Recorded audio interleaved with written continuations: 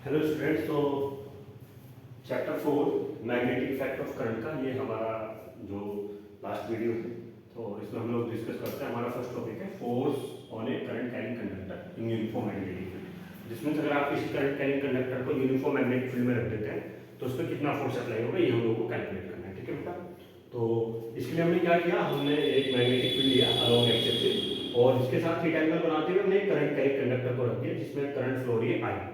ठीक है, तो ये जो मैग्नेटिक फोर्स इस पर अप्लाई होता है ये बेटा डायरेक्टली प्रोपोर्शनल होता है, F directly proportional to magnetic field. जिसमें जितना ज्यादा मैग्नेटिक फील्ड होगा greater is the strength of magnetic field, greater is the force, force भी उतना ज्यादा हाई होगा। ठीक है, ये फोर्स डायरेक्टली प्रोपोर्शनल होता है current, force directly proportional to length and force directly proportional to sine theta,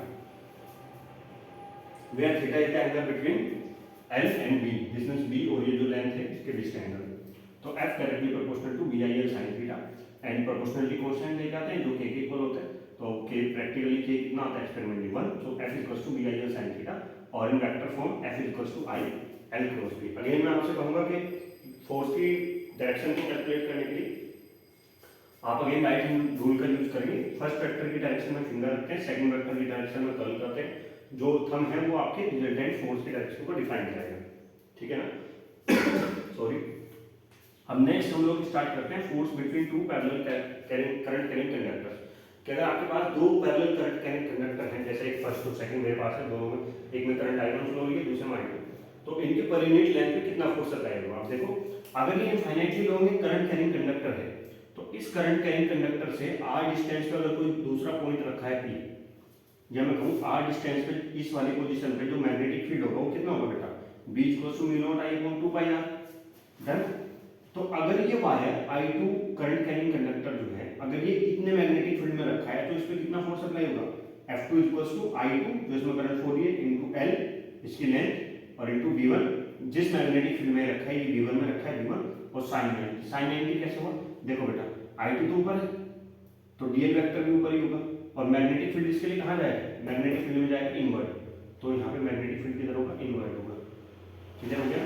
तो ये F2 की वैल्यू कितना आ जाएगी, I L V1 sin 90, sin 90 आपको पता है 1 है, इस L को इसके फॉर्म में लेके आओ, ये होगा फोर्स पर unit length small f equals to mu naught, B की वैल्यू पुट करेंगे mu naught I1 I2 upon 2πr। ये क्या है, ये फोर्स है पर यूनिट लेंथ ऑन वायर 2। ये सेकंड वायर की पर यूनिट लेंथ पे जो फोर्स वर्क कर रहा है ये वो है।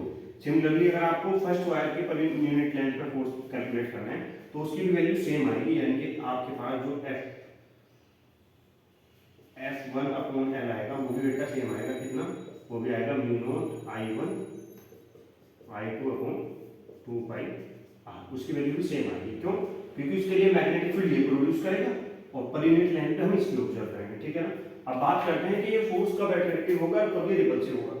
तो अगर डायरेक्शन ऑफ फोर्स कैलकुलेट करेंगे तो देखो करंट किधर है, अपवर्ड डायरेक्शन में, तो L भी किधर होगा बेटा, अपवर्ड डायरेक्शन में, मैग्नेटिक फील्ड किधर है, इनवर्ट डायरेक्शन में। तो जब आप ऐसे करेंगे तो फोर्स अप्लाई होगा इधर, ये फोर्स एक्ट होगा इधर। इसके लिए फोर्स कैसे है, आउटवर्ड डायरेक्शन में बाहर की तरफ, सॉरी अपवर्ड डायरेक्शन में क्या है, करंट है, तो DL भी यानी कि L वेक्टर भी अपवर्ड डायरेक्शन में होगा। और अगर आप इस वाली वायर से मैग्नेटिक फील्ड देखेंगे तो इस वाली वायर के लिए मैग्नेटिक फील्ड कहां पे आएगा, बाहर की तरफ। तो इसके लिए जब आप करेंगे L क्रॉस B तो ये भी किधर जाएगा, इस तरफ, यानी कि फोर्स लगेगा इस तरफ। तो जब दोनों वायर, दो पैरेलल कंडक्टर्स के बीच में करंट हो बेटा सेम डायरेक्शन में, तो जब करंट होती है सेम डायरेक्शन में तो फोर्स क्या होता है, अट्रैक्टिव। हम लिखेंगे अट्रैक्टिव कब, जब करंट क्या हो, सेम डायरेक्शन। और इसका उल्टा क्या हो जाएगा, रिपल्सिव हो जाएगा जब करंट कैसे होता है, अपोजिट डायरेक्शन में। ठीक है, क्लियर हुआ। नेक्स्ट हम लोग स्टार्ट करने वाले हैं आपका torque experience by current carrying loop in a uniform magnetic field. जब आप किसी करंट कैरिंग लूप को किसी यूनिफॉर्म मैग्नेटिक फील्ड में रख देते हैं, ठीक है ना, तो उसकी वैल्यू किस टाइप से चेंज हो जाती है, ये हम लोग कैलकुलेट करने वाले हैं। ठीक है, तो हमने क्या किया है, एक मैग्नेट ली NS को ली और एक यूनिफॉर्म मैग्नेटिक फील्ड हमने बना दिया N2S। ठीक है, इसके अंदर हमने रेक्टेंगुलर लूप रखा PQRS, ठीक है, जिसकी जो लेंथ और जो विड्थ है इसकी वो A एंड D है और इसके अंदर करंट फ्लो हो रही है बेटा I। ठीक है ना। तो इसको आप यहाँ पे तो आप बोर्ड पे तो देख नहीं पाएंगे, मैं आपको एक एक्सपेरिमेंट वो एग्जांपल लेकर के प्रैक्टिकल करके दिखा देता हूँ। जैसे हमारे पास, ध्यान से देखना, हमारे पास एक इस डायरेक्शन में मैग्नेटिक फील्ड आ रहा है। ठीक है, तो ये मैग्नेटिक फील्ड है पूरा। आपने क्या किया, इसमें एक लूप ऐसे रख दिया बेटा मैग्नेटिक फील्ड में, ऐसे रख दिया या किसी एंगल पे रख दिया आपने थीटा एंगल, तो होगा क्या, और इसके अंदर करंट फ्लो हो रही है ऐसे एल क्रॉस बी। तो यहाँ पे क्या होगा, इसके दो साइड पे जो फोर्स लगेंगे, इस वाली साइड पे और इस वाली साइड पे, ये दोनों एक दूसरे के अपोजिट लगेंगे और ये डिफरेंट लाइन ऑफ एक्शन होंगे। इस पे होगा अपवर्ड डायरेक्शन में, इस पे होगा डाउनवर्ड डायरेक्शन में, या इस पे अपवर्ड में होगा, इस पे डाउनवर्ड में होगा। और इस पे जो फोर्स अप्लाई होंगे इस लाइन पे और इस वाली उस पे साइड्स पे, ये दोनों अपोजिट होंगे, इक्वल होंगे और ये सेम लाइन ऑफ एक्शन में होंगे। तो ये वाले फोर्स तो एक दूसरे को कैंसिल कर देंगे, बट ये वाले क्या करेंगे, इसको ऐसे घुमाएंगे और घुमाएंगे तो उससे क्या जनरेट होगा बेटा, कपल बनेगा, यानी कपल ऑफ फोर्स अप्लाई होगा तो उससे टॉर्क जनरेट होगा। तो ये टॉर्क ही हमको कैलकुलेट करना है। हमारा जो हेडिंग है वो ये torque experience by current carrying in a uniform magnetic field, ठीक है ना। तो क्लियर हुआ। तो ये कितना होता है, अगर हम इसकी ये वाली जो साइड है उसको बाहर निकाल करके देखें, इस वाली साइड को जिस पे दो डिफरेंट फोर्स अप्लाई हो रहे हैं with different equal force apply हो रहे हैं with different line of action, तो ये वाली जो साइड है इसकी वो बेटा ए है और इस पे जो फोर्स अप्लाई होगा वो कितना होगा, आई बी बी, यानी कि आई और बी बी ये, और इसके लिए कितना होगा आई बी बी बी। ये दो फोर्स अप्लाई होंगे, डिफरेंट लाइन ऑफ एक्शन होंगे, समझ आया, क्लियर हो गया। देखो ये ना ये जो लूप है ये आपको ऐसे दिख रहा है, इसको ऐसे कंसीडर करो बेटा, ऐसे इस टाइप से रखा हुआ। तो जब आप इस टाइप से रखा हुआ देखेंगे, मैं दिखा देता हूँ, ये जो लूप है लेकिन मेरा लूप ऐसे है ना, तो इसको ऐसे कंसीडर करो ऐसे। तो इस पे तो एक फोर्स अप्लाई हो रहा है बेटा अपवर्ड डायरेक्शन में, इस पे फोर्स अप्लाई हो रहा है डाउनवर्ड डायरेक्शन, तो ऐसे जो घूमेगा। लेकिन इन दोनों फोर्सेस के बीच की डिस्टेंस तो ये वाली साइड होगी ना ए, इनकी लेंथ, ये वाली लेंथ कितनी है हमारी बी, ये वाली कितनी है ए, तो इन दोनों के बीच, और इस पे जो फोर्स अप्लाई हो रहा है आउटवर्ड और इस पे जो फोर्स अप्लाई हो रहा है इनवर्ड, वो दोनों एक दूसरे को क्या कर रहे हैं, कैंसिल आउट कर रहे हैं, क्लियर हुआ, वो दोनों एक दूसरे को कैंसिल कर रहे हैं। और फोर्स एक वायर पे जिसकी लेंथ एल हो उस पे कितना फोर्स अप्लाई होता है, F equals to B I L sine theta. अब यहाँ पे वायर की लेंथ कितनी है, डी क्यू की लेंथ कितनी है बेटा बी, तो इस पे कितना फोर्स अप्लाई होगा, i magnetic field b into length b और साइन थीटा, यहाँ पे साइन कितना हो जाएगा बेटा 90 डिग्री, कितना हो जाएगा 90 डिग्री, तो थीटा की साइन थीटा की वैल्यू कितनी हो जाएगी 1 हो जाएगी, समझ आया। सेम ऐसे ही यहाँ पे होगा, साइड जो एस आर है या जो आर एस साइड है, आर एस साइड पे भी कितना होगा F, current I, length L की जगह क्या यूज करेंगे बी और बी, लेकिन इनके बीच की डिस्टेंस तो यही होगी ना बेटा ए, तो बीच की डिस्टेंस कितनी होगी ए होगी, जो कि कितना एंगल बनाती है थीटा एंगल बनाती है, जो रोटेट हो जाता है तो कितना एंगल बन जाता है थीटा। अगर ये ए है तो इन दोनों के बीच की जो परपेंडिकुलर, इनके लाइन ऑफ एक्शन के बीच की जो परपेंडिकुलर डिस्टेंस होगी वो कितनी हो जाएगी ए साइन थीटा। और आपको पता है टॉर्क क्या होता है, टॉर्क होता है force into perpendicular distance, force into perpendicular distance को हम लोग क्या बोलते हैं टॉर्क। तो फोर्स कितना अप्लाई हुआ i b b into perpendicular distance कितनी बेटा ए साइन थीटा, तो टॉर्क की value i b sine theta, clear हो गया। अगर इस कॉइल के अंदर नंबर ऑफ रिंग्स कितना बेटा कैपिटल है, तो कितना टॉर्क अप्लाई होगा, तो torque equals to capital N से मल्टीप्लाई कर देंगे N I B A, clear हो गया, कितना हो जाएगा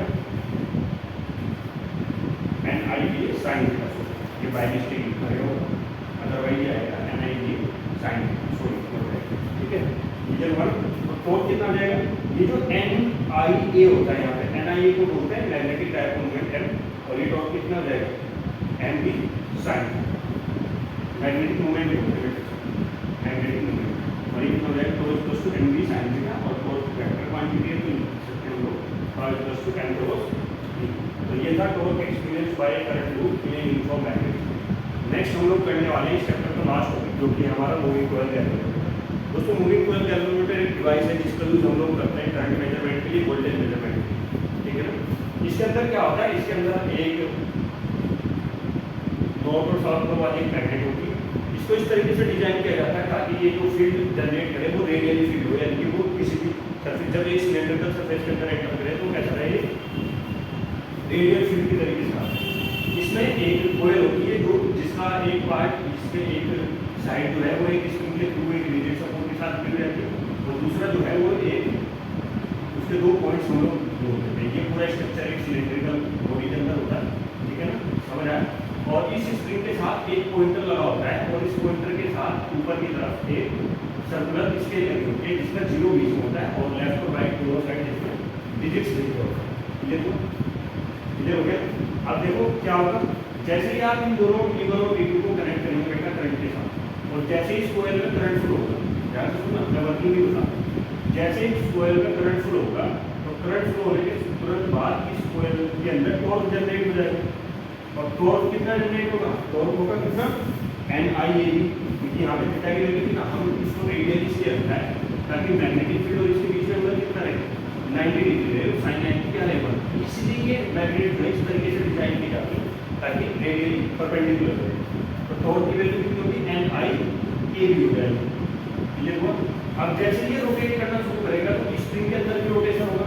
एक बात बताओ, जब कोई ऐसे स्प्रिंग है और नीचे कोयल है, जब कोयल ऐसे रोटेट कर रही है वो स्प्रिंग इसके साथ कनेक्टेड है, तो स्प्रिंग भी ऐसे कनेक्ट होगा, लेकिन स्प्रिंग का ये वाला एंड तो है कोयल के साथ कनेक्टेड, बट ये वाला एंड तो रिजिड सपोर्ट के साथ जुड़ा हुआ है। तो धीरे धीरे जब वो ऐसे घूमेगी तो स्प्रिंग में क्या आएगी, टेंशन आ जाएगी, स्प्रिंग भी क्या होना शुरू हो जाएगा, वो भी रोटेट होना शुरू हो जाएगा, क्लियर हुआ।